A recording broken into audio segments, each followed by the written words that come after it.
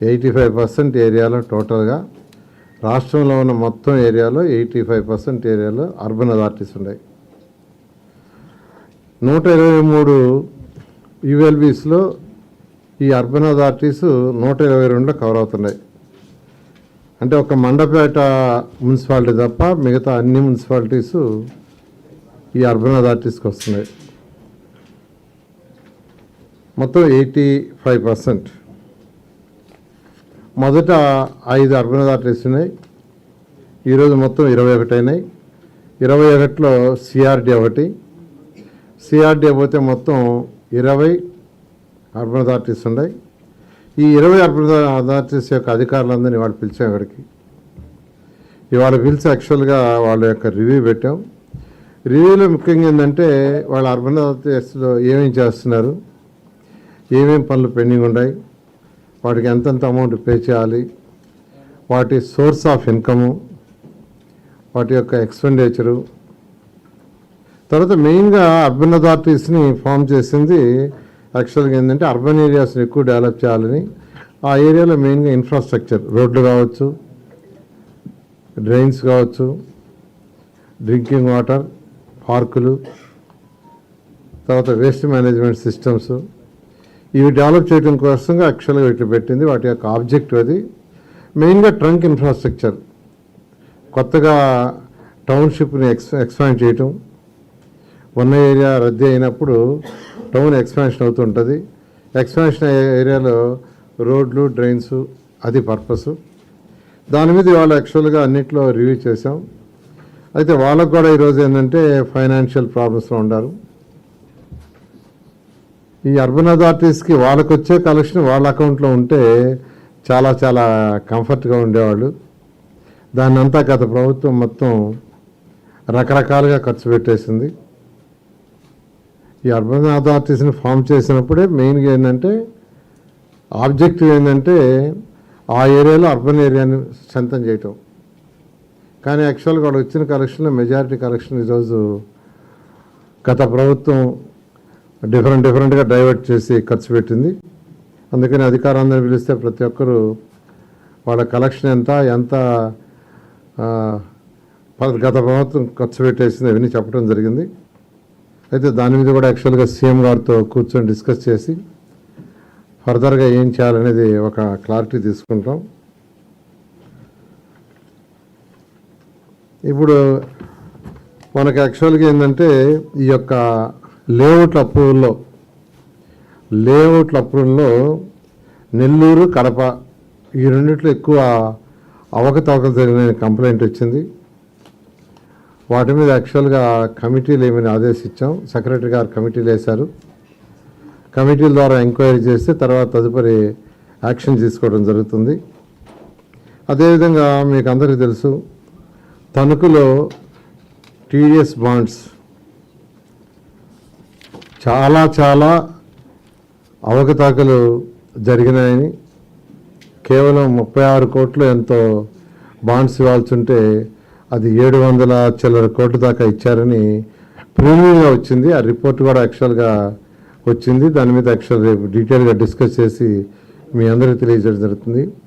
అంటే 36 కోట్లు ఎక్కడ, 700 చిల్లర కోట్లు ఎక్కడ, అసలు దానికి లిమిటే లాగినా పోయింది.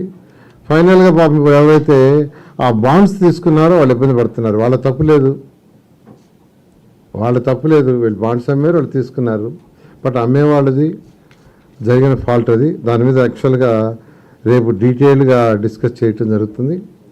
అదేవిధంగా అర్బన్ అథారిటీస్ మరొక వర్క్ అంటే మిడిల్ ఇన్కమ్ గ్రూప్కి హౌసెస్ కట్టే ప్రాజెక్టులు టేకప్ చేస్తున్నారు. అవి కూడా డిఫరెంట్ స్టేజ్లో ఉన్నాయి. వాటికి కూడా ఈరోజు ఫైనాన్షియల్ ప్రాబ్లం ఉంది.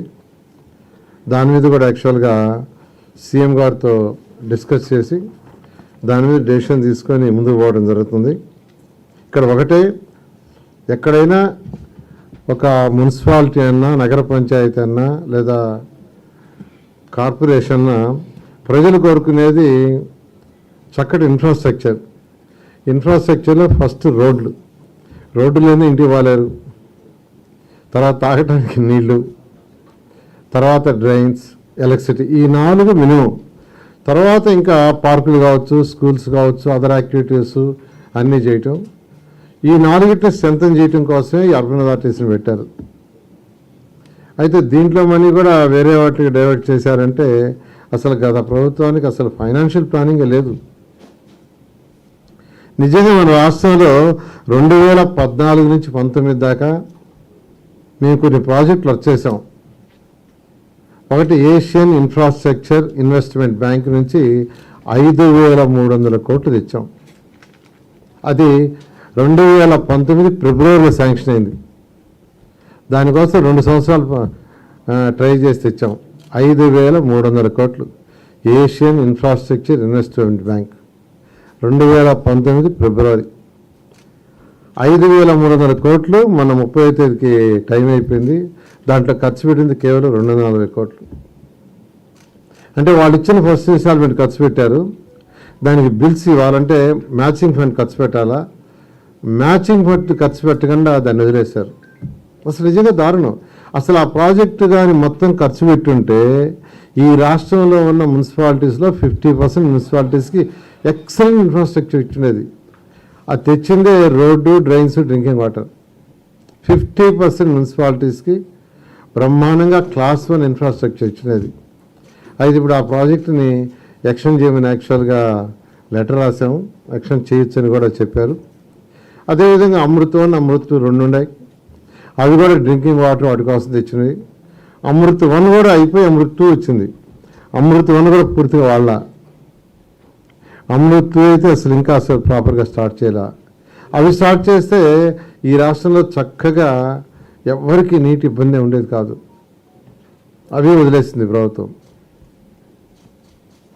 వీటన్నిటికంటే కూడా 15th ఫైనాన్స్లో పర్ హెడ్ ఇంతని యాక్చువల్గా ఇస్తారు సెంట్రల్ గవర్నమెంట్. జనరల్గా 6 monthsకి ఒకసారి ఇస్తారు. 2023-24 ఫస్ట్ 6 monthsకి 500 చిల్లర కోట్లు ఇచ్చారు. దానికి మ్యాచింగ్ వేయలేదు.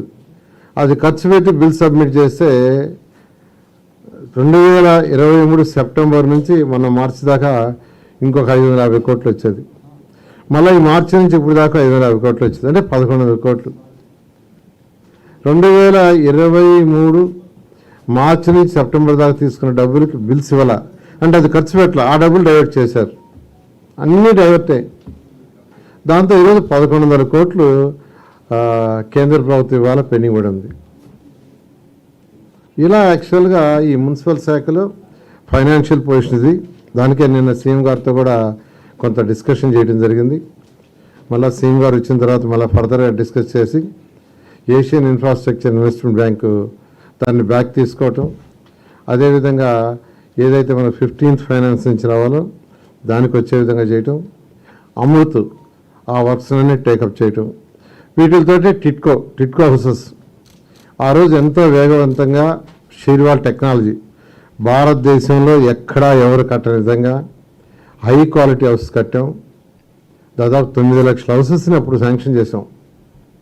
మొత్తం అర్బన్ ఏరియాలో 11 లక్షలు శాంక్షన్ చేస్తే అందులో 2 లక్షలు వచ్చి ఎవరికైతే సొంత స్థలాలు ఉన్నాయో వాళ్ళు కట్టుకుంటే 2.5 లక్షలు ఇచ్చే ప్రోగ్రాం. 9 లక్షలు వచ్చి టిట్కో హౌసెస్. అయితే వాటిలన్నింటినీ మేము కేవలం 1.5 yearలోనే బ్రహ్మాండంగా కంప్లీట్ చేసాం. అయితే అవన్నీ కూడా వదిలేశారు. అంతేకాకుండా ₹1,00,000 అవి కట్టిన వాళ్ళు ఉన్నారు, వాళ్ళకి ఇల్లు ఇవ్వరా, వాళ్ళు అడుగుతున్నారు. వీటన్ని మీరు డెసిషన్ తీసుకోవాల్సిన ఇది ఉంది. త్వరలో సీఎం గారితో కూర్చొని డిస్కస్ చేసి డెసిషన్ తీసుకొని ముందు పోవడం జరుగుతుంది.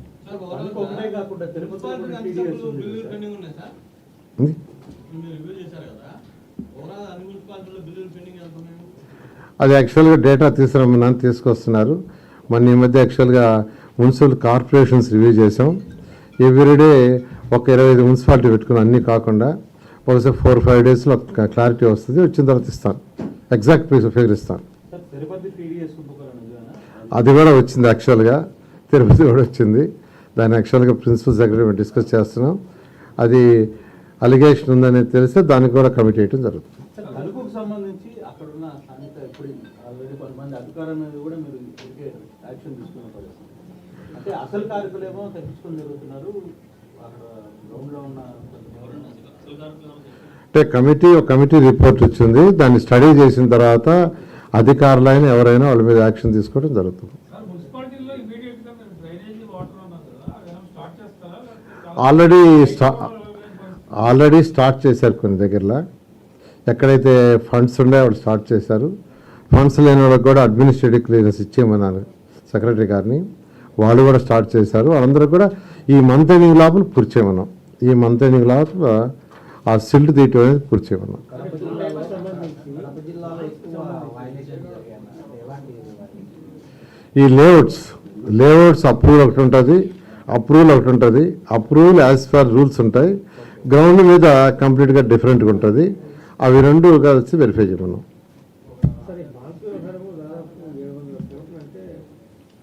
It is a big scam. అందుకని రిపోర్ట్ స్టడీ చేసి దాన్ని ఏం చేయాలో నేను నిర్ణయిస్తాను. 700 కోట్లు ప్రభుత్వ ఖజానా ఉన్నారా, లేకపోతే అధికారుల సొంత ఖాతాలే, నాయకుల ఖాతాలే? అంటే ఇక్కడ బాండ్స్ యాక్చువల్గా ఒక 36 crores యాక్చువల్గా రిలీజ్ చేయాల్సి ఉంటే అది ఎక్కువ బాండ్స్ ఇచ్చారంటే ఇవ్వటం అధికారులు ఇచ్చేది. అది యాక్చువల్గా చూడాలి కదా. పొలిటికల్ ఇన్వాల్వ్మెంట్ ఉందా సార్ దీంట్లో? అంటే సార్ అధికారులు ఇంత పెద్ద కుంభకోణం వాళ్ళు మాత్రమే చేయగలరా, లేక వాళ్ళ అధికారులైనా నాయకులైనా ఏదైనా రిపోర్ట్ ఇంతవరకు నేను చూడలేదు. యాక్చువల్గా ప్రిన్సిపల్ సెక్రటరీ గారు రిపోర్ట్ వచ్చిందన్నారు. రేపు రిపోర్ట్ డిస్కస్ చేస్తామన్నాను. డిస్కస్ చేసిన తర్వాత మీకు క్లారిటీగా అన్నీ చెప్తాను. బేసిక్ క్వశ్చన్ సార్ అది. చెప్పు. అధికారులు ఇంత ధైర్యంగా 700 కోట్ల కుంభకోణం చేస్తారా? అందుకనే అంటే ఇప్పుడు అధికారులు అంటారా, నాయకులు అంటారా, నాయకులు చెప్తే అధికారులు చేశారా, అంటే అధికారులే సొంతగా చేశారనేది రిపోర్టు స్టడీ చేసిన తర్వాత మనం చెప్తాం. రిపోర్ట్ చూసిన తర్వాత చక్కగా నిజంగా చూడాలి. చూసేప్పుడు చెప్పేస్తారు మీకు. అది కాదు, రిపోర్ట్ చూస్తే మీకంటే ముందే చెప్పేస్తున్నారు అంతే. అంబేద్కర్ విగ్రహం కట్టారు, మున్సిపల్ డిపార్ట్మెంట్ లోనే కట్టారు. కానీ దాంట్లో మినిమం 150 నుంచి 200 కోట్ల పైగా స్కామ్ జరిగిందని ఒక పెద్ద ప్రచారం జరుగుతుంది. దాని మీద ఏమన్నా మీ డిపార్ట్మెంటే కాబట్టి మీరు ఏమన్నా దాని మీద మేము ప్రమాణ స్వీకారం చేసింది 17వ తేదీ. ఇప్పుడే డిపార్ట్మెంట్ సెట్ అవుతున్నాడు. ఇంకా అధికారులు కూడా పూర్తిగా సెట్ కాల. అన్నీ తీస్తాం,